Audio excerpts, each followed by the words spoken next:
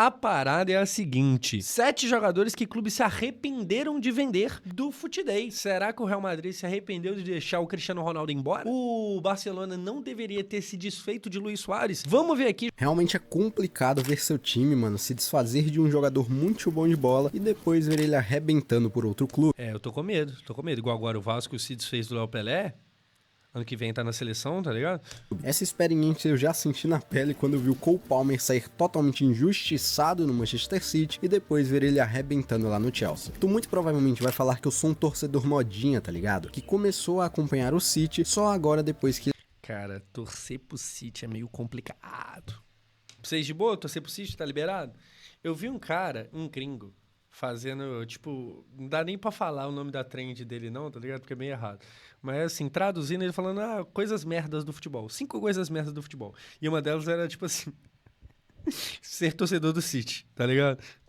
Que eles ganharam a Champions League na temporada 22-23. Mas antes mesmo do próprio Guardiola assumir como técnico, eu já acompanhava o time, tá ligado? Okay. Inclusive, Eu tenho uma simpatia ao City. Eu não me diria torcedor nem ferrando. Mas não é nem porque, tipo assim, eu abomino a ideia de torcer pro City, não é nem por isso. É porque realmente eu não torço. Mas eu tenho uma simpatia do ponto de vista que, cara, eu fico feliz de poder estar prestigiando a história Pep Guardiola acontecendo. Saca? A gente tá vendo um dos maiores, se não o maior, na nossa frente. Igual agora, tá muito mal. Cara, o Guardiola tá tão mal agora, mostra como que foi grandioso o tempo. Porque, assim, o cara passou muitos e muitos anos sem passar uma fase ruim. Então, assim, eu acho da hora poder estar presenciando. Tipo, eu não vi o Ferguson por completo. Tô vendo o Guardiola, sabe? Tô presenciando a história. Eu gosto desse ponto de vista. Apaixonei pelo Manchester City após aquele baita golaço do Agüero que consagrou o City campeão da Premier League. E, mano, ver um cara como o Cole Palmer ser chutado entre muitas aspas do time e de tal maneira é realmente de deixar qualquer... É que não teria muito espaço pro Palmer, né? Não tem muito pra onde correr. Era um puto aí, pois eu sempre achei que ele tinha... Cara, ele é muito esquisito. Meu Deus do céu, com todo respeito. Sempre que aparecem as coisas do Palmer, eu tenho que comentar a aparência dele. E eu não faço isso de quase ninguém, mas o Palmer me pega na curva, não tem como. Tinha mais potencial até mesmo que o Phil Foden, que na minha opinião é um ótimo jogador, um cracaço, mas que só brilha se o time do City brilhar. Não é à toa que você tá vendo a fase que tá o Citão e o jogador diferenciado, cara. É aquele jogador que chega e resolve tudo, independente de como tá a situação do clube. O clube pode estar na zona de rebaixamento, aquele cara vai lá e ele... O pessoal tá falando, o Cole Palmer é melhor que o Grealish. O fora é que na fase atual tá difícil achar quem é pior. Com todo respeito do mundo, na fase atual... 1 ano sem marcar gol, sendo atacante, aí é difícil. Vai tirar o clube daquela zona. Assim como o Cole Palmer fez no Chelsea, coisa que o Phil Foden não tá conseguindo fazer, não. Existe um contexto pra ele ter saído do City, sim, é claro. Mas, mano, é uma parada sem pé nem cabeça. Que você pergunta se isso realmente aconteceu de verdade. Pois o Palmer vinha resolvendo jogos muito importantes pro City, inclusive a final da Supercopa da UEFA com o... É que no caso, se eu não me engano, é só essa aqui. Tem algum outro grande jogo que ele resolveu? Até onde eu lembro é só isso aqui. O Palmer empatando o jogo contra o Sevilla. E foi ali que ele pediu para o Guardiola mais minutos. Pois ele gostava, mano, de jogar, sabe? Ele queria jogar um pouco mais. Pois tu sabes bem a qualidade que ele tinha, né? Mas também se tu conhece o Sem querer defender, Supercopa da Inglaterra também. Ok, então temos mais um. Muito obrigado pelo comentário. Guardiola, né, cara? E aquele ego inflado que ele tem, ele simplesmente disse que não tinha como, pois já tinha o seu favorito, o Phil Foden. Na realidade, cara, o Guardiola falou que tinha jogadores mais importantes no elenco e deixou o Palmer sair do City. Mas aqui não é uma questão de ego inflado, não. Tipo assim, às vezes o cara só falou a verdade dele, tá ligado? Tipo, mano, aqui você não, de fato, não vai ter espaço. E é isso. Não vai ter espaço. Show. Tem mais gente aqui que eu considero que tá muito na sua frente. Não é exatamente ego. Inclusive, mais recentemente aí, o Palmer deu uma entrevista falando que não gostaria de ter saído do Manchester City, mas que foi algo bom pra ele de certa forma, o que eu também concordo, tá ligado? Ele foi comprado então pelo Chelsea por aproximadamente 32 milhõezinhos de euros, né? Troco de pão. E mesmo o Chelsea naquela fase meio esquisita na última temporada, o Palmer mostrou que era um cara diferenciado e carregou o time na última. O pessoal tá falando, pô, o Grealish marcou pela Nations League, então, mas é pelo City que a gente tá comentando aqui, né? Uma temporada, sendo vice-artilheiro da Premier League, perdendo apenas para o cometa Erling Haaland do Manchester City. E se tu pensa que o City não sentiu falta, cara, porque o Foden também tava brilhando, nessa temporada o Palmer também tava avassalador, são 20 participações em gols na Premier League, um dos artilheiros da... Mas aí, assim, nós tô parando demais já no Palmer aqui. No City... mesmo que ele tivesse espaço ali do Phil Foden, ele não teria tanto espaço quanto ele tem no Chelsea. Porque, assim, lá basicamente o time, a essa altura já é o time dele, né? No City ele seria aquele jogadorzinho de cumprir ali a beirada, a função dele e tal. Ele não teria o mesmo desempenho do Chelsea, isso é praticamente certeza. Competição. E o Manchester City, né, cara? Digamos que precisa urgentemente de um meia como... Cara, o pessoal tá falando aqui, vai ficar no bolso do Léo Ortiz. A torcida do Flamengo do nada começou a forçar a rivalidade com o Chelsea, né? Eu acho até inteligente. Eu acho até inteligente forçar isso e tal, porque, né, você cresce a marca do time. Depois eu posso até tentar lembrar de comentar disso, mas tá rolando. Toda vez que o Chelsea perde, a torcida do Flamengo vai lá e meio que posta alguma coisa zoando e tal. É inteligente fazer isso. O Palmer, pois a fase tá péssima. Eu não sei se o Guardiola se arrepende ou não, mas fato é que o Palmer muito provavelmente faria grande diferença no time hoje em dia, ainda mais se tu vê como tal De Bruyne, Phil Foden e Bernardo Silva nesse time, né, cara? Totalmente em decadência, então eu acredito que sim, o Palmer faria uma bela diferença nesse time. Okay. Salve, salve, rapaziada, sejam mais do que bem-vindos ao Foot Day. Meu nome é Caio, sou o dono e apresentador, e se o Palmer saiu meio que chutado no Manchester City, o Toni Kroos meio que foi chutado também lá do Bayern de Munique, que deve se arrepender amargamente até hoje de ter deixado um cara como Toni Kroos sair do clube por um preço de banana. O Toni Kroos, cara, se tornou o que se tornou no Real Madrid, todo mundo sabe, mas o que poucos sabem, ou na verdade muitos devem saber, né, é que o Toni Kroos evidentemente já passou pelo maior clube da Alemanha, o Bayern de Munique.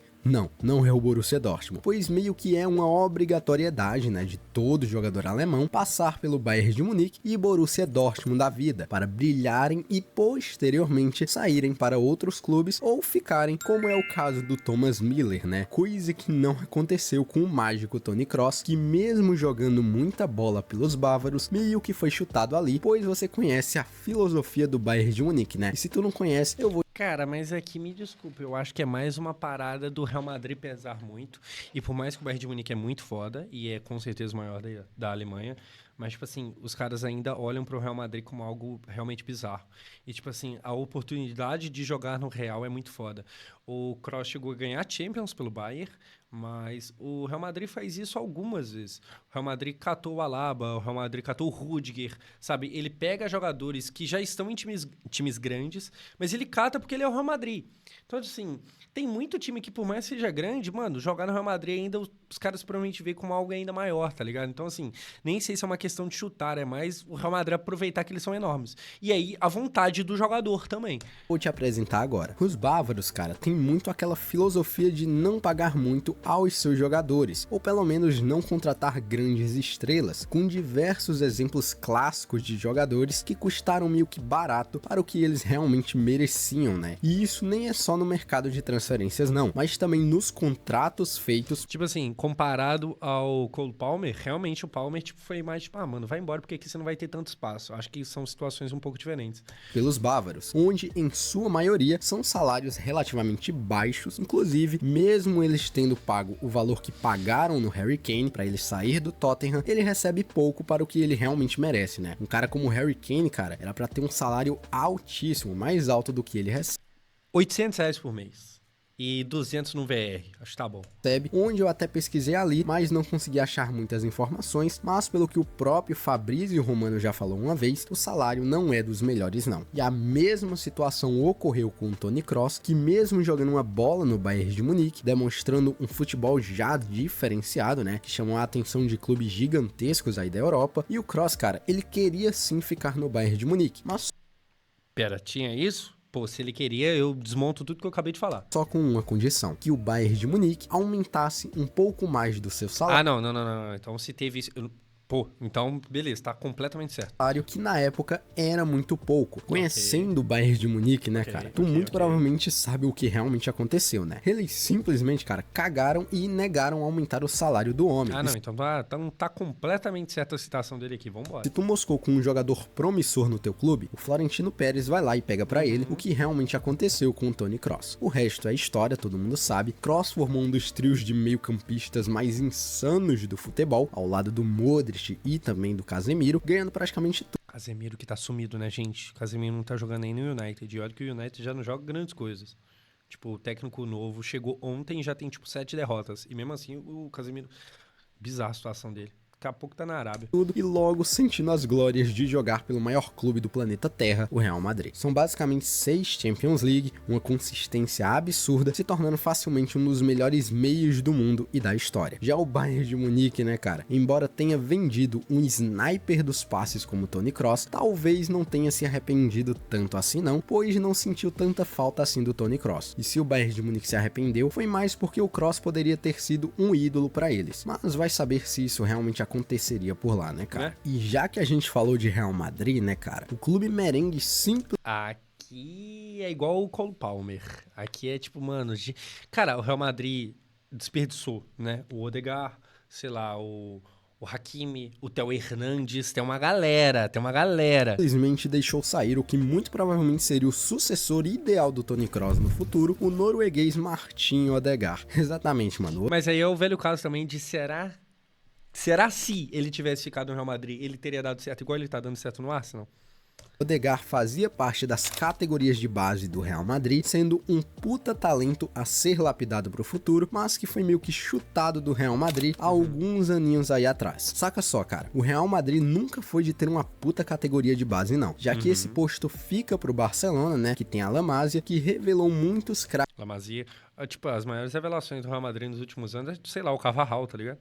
Ao decorrer dos anos e continua revelando. Até que surgia no Real Madrid um tal de Martin Odegaard, um norueguês muito bom de bola, muito promissor, que jogava como meia ofensivo. E que também demonstrava um futebol muito diferente aí pra galera. Ele então subiu pro profissional e o que poderia ser um sonho pra muitos aí, acabou se tornando um pesadelo pra ele, que subiu da categoria de base e que esperava ganhar alguma chance no Real Madrid principal, né? O que obviamente não aconteceu, pois além de ter apenas 16 anos na época, era um time totalmente maduro do Real Madrid, aquele time mais casca grossa, com Modric e Toni Kroos na meiuca, o que era praticamente imprescindível. É isso. Se ele fica no Real Madrid, ele estaria comendo banco, não ia jogar quase nunca, dificilmente teria virado esse jogador bom que virou. Dar muitas oportunidades como titular. Os caras aqui no chat falando, um bom jogador, mas não é todo esse craque. Mano, pior que assim, tá?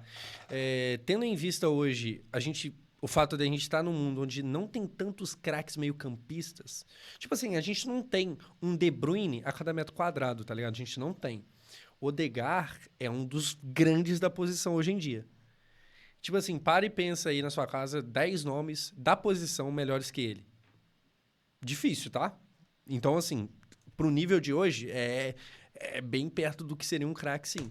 Para um garoto de apenas 16 anos, né? E o Zidane, um tempo depois, até deu algumas chances pro Odegaard, dando alguns minutinhos no fim das partidas, mas nada tão acima da média não. Eram apenas 5, 10, 15 minutos ali, um tempo que honestamente não tem muito o que mostrar, tá ligado? Todo mundo que acompanha futebol sabe que 5, 10, 15 minutos não tem como alguém mostrar muita coisa não. Ele então acabou voltando para as categorias de base e já com 17 anos subiu de novo e foi emprestado à Real Sociedad, um time que revelou jogadores muito bons aí no passado. Por lá, ele até mostrou que merecia mais oportunidades no Real Madrid, mas não aconteceu e ele foi vendido em definitivo para a Real Sociedad, onde jogou por mais 2 temporadas, até o Arsenal gerar interesse no norueguês. As coisas não aconteceram por acaso na vida desse cara, não. E ele foi comprado em definitivo pelo Arsenal, se tornando um símbolo de esperanças para os Gunners, que precisavam de um meia criativo urgentemente. É igual eu falei, hoje pro mundo do futebol é um dos melhores da posição.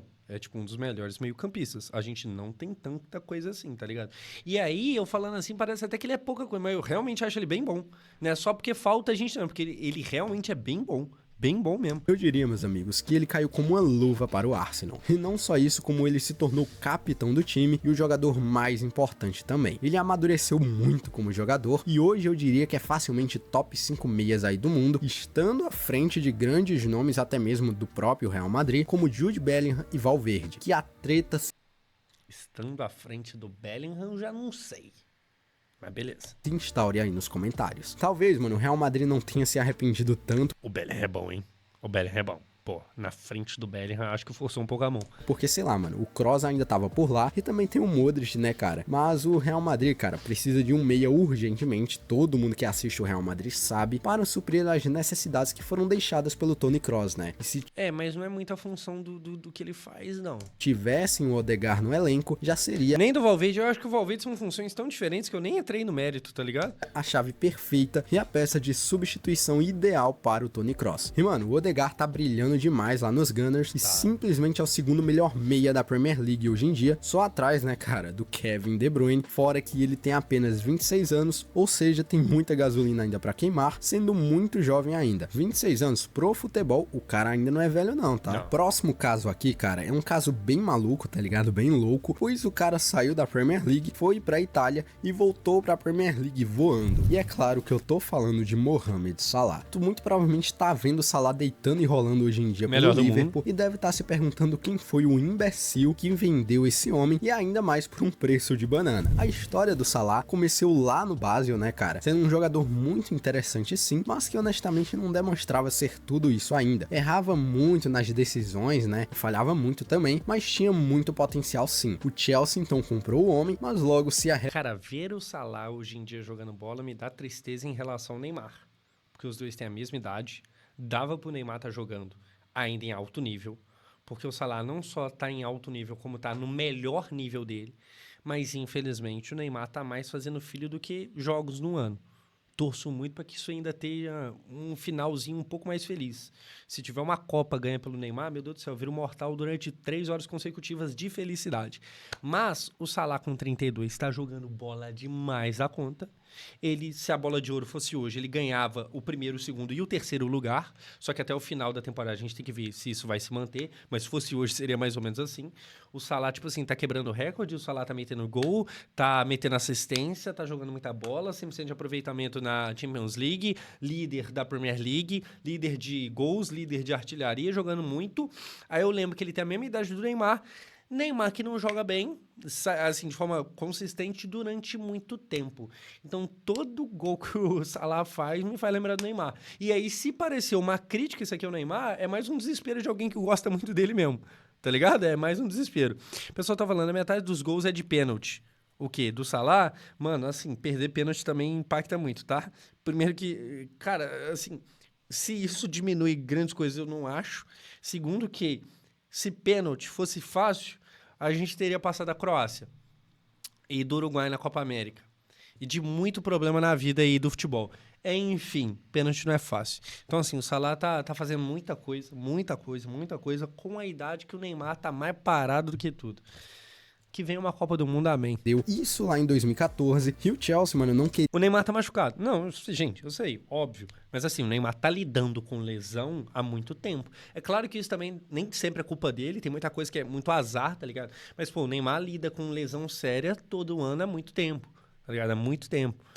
Queria esperar de maneira alguma o desenvolvimento dele lá na Premier League e você sabe o que aconteceu. A torcida também não entendeu muito bem, né? E começou a vaiar o homem, dizendo que ele não tinha nível da Premier League e que muito menos era bom o suficiente para estar no Chelsea. Sendo emprestado para a Roma da Itália, onde deitou e rolou por lá, foi... Isso aqui é um negócio interessante também pra gente comentar. Hoje o Salah joga mais que o Neymar, sendo que os dois têm mais ou menos ali a mesma idade. Ou seja, parece que o Salah vai até mais velho jogando bem. Só que o Neymar começou a jogar bem mais novo, tá ligado? Então, assim, um tá durando até mais velho, porém o outro começou bem mais cedo, tá ligado? Meio que uma coisa compensa na outra ali.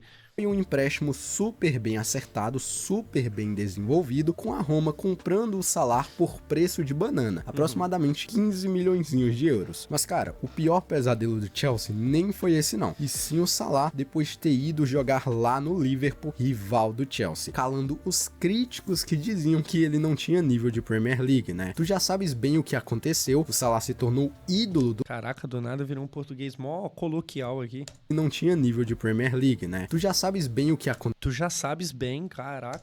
O Salah se tornou ídolo do Liverpool, ajudando o clube a conquistar mais uma Champions para sua história e dando outra Premier League para ele. E tem mais uma encaminhada aí também.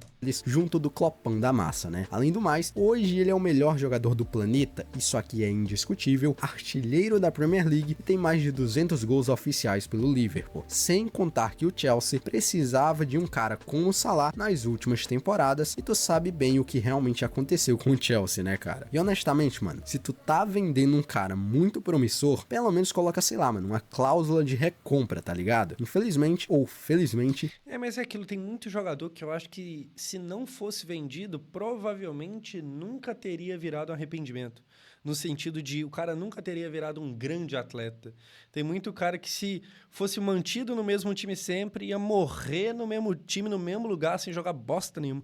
Isso não aconteceu e hoje Mohamed Salah é outro jogador, completamente diferente do que ele era no Chelsea e também na Roma. E eu aposto que os Blues se arrependem, principalmente a torcida. O Chelsea também tá parada lá com o Lukaku e tal. Que vaiou o cara logo no início da carreira dele. Como pode isso, né, cara? E sem muitos motivos, tá? Então, cara, Mohamed Salah é um caso muito louco, sim. E o próximo da lista é um goleiro que defendeu o Manchester United. Polêmico, hein? Nem dá pra saber quem que é. Eu acho que é o Vitor Valdez, hein? Né, cara? Rival do Liverpool, rival do Salah, onde foi jogado para os lobos comerem por Erik ten Hag, o careca mais arrogante, prepotente e imbecil da história do futebol. Exatamente, eu tô falando do goleiro espanhol De Gea. Mano, o De Gea sempre foi um ótimo goleiro, é indiscutível, sempre buscou o jogo e foi cobiçado pelos mas ele teve uma fase horrorosa. Isso aí tem que ser falado. Maiores clubes da Europa um tempo atrás. Inclusive, foi comparado com uma lenda do próprio Manchester United, tá? O goleiro Peter Schmeichel, que ganhou inúmeros títulos pelos Red Devils, defendendo o clube por anos e se tornando uma lenda total. Então, ser colocado nesse mesmo patamar do Peter Schmeichel, cara, pela torcida, é algo digno de um grande goleiro e de um ótimo goleiro, né? Coisa que realmente o De Gea é. Mas, devido a um técnico arrogante, ele foi chutado do Manchester United lá na temporada 23-24. Mas o De Gea teve uns momentos bem horrorosos, cara. Teve uma fase bem ruim. Eu acho que aqui é o caso de realmente, tipo assim, desgastou. Ele precisava sair porque... Sabe aquele jogador... É uma vibe meio Léo Pelé. Exatamente. O chat tá falando é isso. É uma vibe meio Léo Pelé. Tipo assim, cara, talvez o cara nem seja tão horroroso assim. Mas parece que nesse time nunca mais vai dar certo, sabe? Toda hora dá errado, o cara já entra, já não tem paciência da torcida, porque ele já errou demais. E aí, por não ter paciência, ele também não tem confiança, então ele erra por estar sem confiança.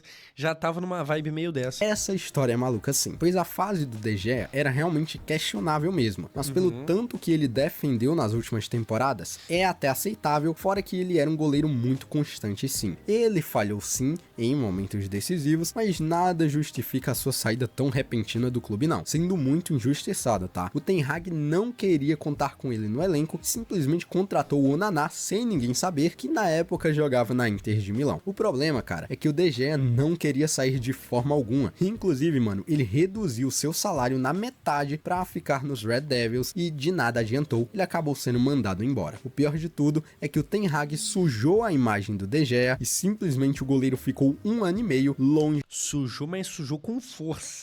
Com muita força.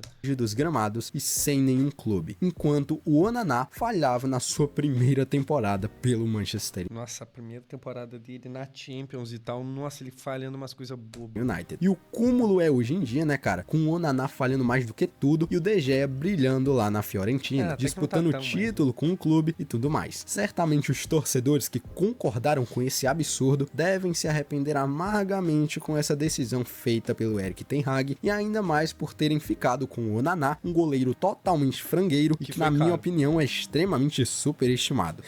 Também acho. Acho o Onana bem qualquer coisa.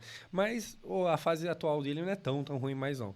Mas realmente eu acho bem carinho pelo que entrega. A parada é, né, meu caro? Saiu caro demais pro Manchester United e barato demais pro De Gea. E eu diria até que foi um livramento pra ele, visto a barca furada que tá o Manchester United hoje em dia. Sério, o Manchester United tá uma decadência e o De Gea lá em cima com a Fiorentina. E se o De Gea foi chutado pelo Manchester United, né, de Erik ten Hag, o que falar do Cristiano Ronaldo? Então, aqui que é o bicho. né? Ele que é um ídolo do Manchester United por ter feito então uma passagem icônica pelo clube um tempo atrás, fazendo inclusive uma das melhores temporadas de sua carreira por lá, e que após passar pelo Real Madrid e Juventus, resolveu voltar para o seu clube de coração, que sempre o acolheu bem, o Manchester United. Mas a história não foi como a gente esperava, cara. E o ídolo acabou se tornando odiado, mas não pelos torcedores, e sim pelo técnico do clube. Mas antes mesmo de Erik ten Hag assumir como técnico do Manchester United, É que assim, vou fazer o papel de advogado do diabo aqui, tá? Agora que a gente já sabe que o Ten Hag já até foi embora e que definitivamente não deu certo, ganhou lá, sei lá, uma Copa lá e tal, mas pouca coisa. Tipo assim, agora fica fácil apontar tudo de mal que o Ten Hag fez. Mas em alguns momentos o Cristiano realmente teve umas atitudes meio questionáveis, tá ligado? Só que assim, pô, o Ten Hag cagou pra caramba também, é meio foda. o Cristiano Ronaldo já vinha deitando e rolando, jogando uma barbaridade pelos Red Devils e com certeza o mais decisivo do time. A cada partida ele só provava porque ele era aquele ícone que ele era, até chegar o Erik ten Hag e meter o homem no banco, dizendo que ele atrapalhava o time. Qual é, né, cara? Como tu fala isso do homem que É que aí o Cristiano foi dar aquela entrevista lá e tal, foi jogar merda no ventilador e tal, tá ligado? carregou o clube por um bom tempo. E ainda mais um cara como Cristiano Ronaldo, tá ligado? Que sempre teve muita dedicação e fome de gol. E isso gerou uma treta imensa entre eles, e o Cristiano Ronaldo deu uma entrevista dizendo que não era respeitado dentro do clube e que não havia respeito entre ele e o Ten Hag, porque ele também não o respeitava. E isso foi o estopim que Cristiano Aí, tipo assim, como é que você mete uma dessa? Tipo, cara, é o tipo de coisa que você não pode trazer pra público. Basicamente, o Chris meio que meteu, mano, ou é eu ou é ele. Eu acho que o time, cara, vamos com ele então, sabe? Já é um jogador meio velho, como é que a gente vai apostar tudo em você? E foi isso aí. Ronaldo resolveu arrumar as suas malinhas O Cristiano colocou o time contra a parede. e vazar do clube lá em 2022 após a Copa do Mundo. E ao que tudo indicava, cara, sua carreira meio que já era, tá ligado? Pois ele foi jogar lá no Al Nassr da Arábia Saudita, mas o que nem todos esperavam é que o homem mais uma vez provou porque é conhecido como um dos melhores jogadores da história e começou a meter gol a rodo, enquanto o Manchester United É que meter gol na Arábia já era o que eu esperava do Cristiano, né? caiu numa crise bizonha, até mesmo com Erik ten Hag sendo demitido. Que entrevista? Cara, se eu não me engano foi o quê? Na pausa da Copa? Acho que foi na pausa da Copa, se eu não estiver enganado. Mas basicamente foi, tipo, nem tem português não, tá ligado? Mas ele foi dar uma entrevista lá, ele jogou as merdas tudo no ventilador, o bagulho pegou muito mal. O que se tinha de dúvida, se tem essa treta, esse problema rolando ou não, não teve mais, ele falou basicamente tudo, e aí complicou a situação, tá ligado? Não tinha mais clima nenhum, não tinha clima. A culpa não é do Cristiano Ronaldo, não. E a gente fecha essa lista falando do El Pistoleiro, Dente de Rato, Luizito Soares e sua Dente de rato é foda. saída melancólica do Barcelona. Após um pouco de decadência de Luís Soares no time do Barcelona, atuações bem questionáveis, Vou soltar a pergunta pra vocês, o Soares é o melhor atacante desde Ronaldo Fenômeno? Eu acho que sim, nós estamos juntos. O camisa 9, tá ligado? Eu acho que sim. A briga é basicamente entre ele e Benzema. Benzema ganhou a bola de ouro. Mesmo assim, eu prefiro ele. Acho o Benzema muito foda, mas eu prefiro ele. Tem o Verratti também. de um craque que até então não tinha fase ruim, a diretoria do Barcelona cometeu uma caquinha, né? E simplesmente disse que não dava mais e mandou o Luís Soares Lewandowski não entra aí? Entra. Entra legal. Entra na competição também, verdade. Entra legal. O Leva entra legal. Mas eu ainda prefiro o Soares. Mas o Leva entra legal. Entra legal. despastar do time, em uma diretoria completamente bagunçada como a do Barcelona, que inclusive deve sair um vídeo depois aqui no canal, falando um pouco mais sobre o Barcelona, e mano, chutou um ídolo pra fora do time, indo parar de novo Harry Kane também entra nessa brincadeira, pensando aqui agora. Harry Kane também entra. no rival, Atlético de Madrid. Tudo isso por míseros 6 milhões de euros, exatamente. Beleza que ele já tava bem velho, mas mesmo assim, deitou e rolou no Atlético de Madrid e meteu 21 gols na La Liga, e o Atlético de Madrid ganhou a competição de maneira completamente histórica. Soares é bom demais, cara. Soares mesmo velho. A gente viu aqui no Brasil, tá ligado? A gente, tipo... Pô, a galera de outros países lá não sabe, mas a gente viu esse cara velho. Como é que... Pô, bizarro esse cara. Bizarro, bizarro. Aquele típico cara que é tão bom que mesmo com a idade avançada e o joelho cheio de problema... O cara... Nossa, faltou só fazer chover. Bizarro. Bom. Enquanto isso, o Barcelona vinha na decadência e surpreendeu todo mundo comprando o Kun Agüero. E é aquela coisa. O jogo dele contra o Botafogo, aquele que foi em São Januário, nossa, que loucura. Loucura. Né, meus amigos? Trocou 6 por meia dúzia, já que vendeu o Suárez por ter 33 anos de idade e contratou o Kun Agüero, que também tinha 33 anos de idade. Que lógica é essa? E que tempos depois ele sofreu um problema cardíaco e se aposentou em definitivo do clube. No fim, o Barcelona perdeu 2 coelhos numa cajadada só e certamente devem ter se arrependido um bocadinho aí, sem contar, mano, que depois o Luis Suárez veio e deitou e rolou aqui no imortal tricolor, né, no Grêmio, o que certamente também vai ficar marcado na história do Brasileirão. E a gente tem um vídeo semelhante a esse aqui no canal, falando de joias que clubes perderam, onde a gente dá aquela analisada massa. Pô, baita vídeo, já dei like? Não, mas vou dar o like aqui agora. Canal do Mano Futiday, que eu acho que é Caio, link na descrição, dá uma passada lá. A gente vê bastante, mas nunca dá pra assistir tudo. Então, se você quiser ver, é só você ir lá. E, cara, o Suárez, voltando aqui com o debate, eu acho que desde o Ronaldo Fenômeno, o Luis Suárez é o melhor camisa 9 que existiu no futebol.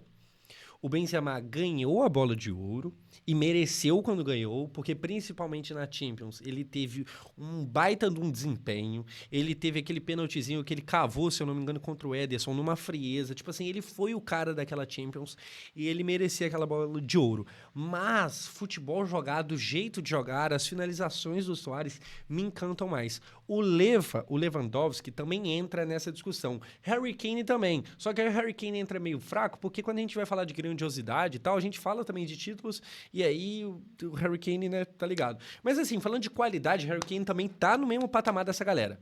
Mas assim, o Suárez, sabe quando você pega para ver skills and goals de jogadores? O Suárez, dos atacantes, eu acho que desde Ronaldo Fenômeno é o que mais me encanta. Você vai ter gol dele, tipo, de tudo quanto é forma, gols meio esquisitos, sabe? Gols estranhos, porém bonitos. Porque, tipo assim, todo mundo vai ter... Tem Ibra também, o Ibra também tá nesse pagode aí.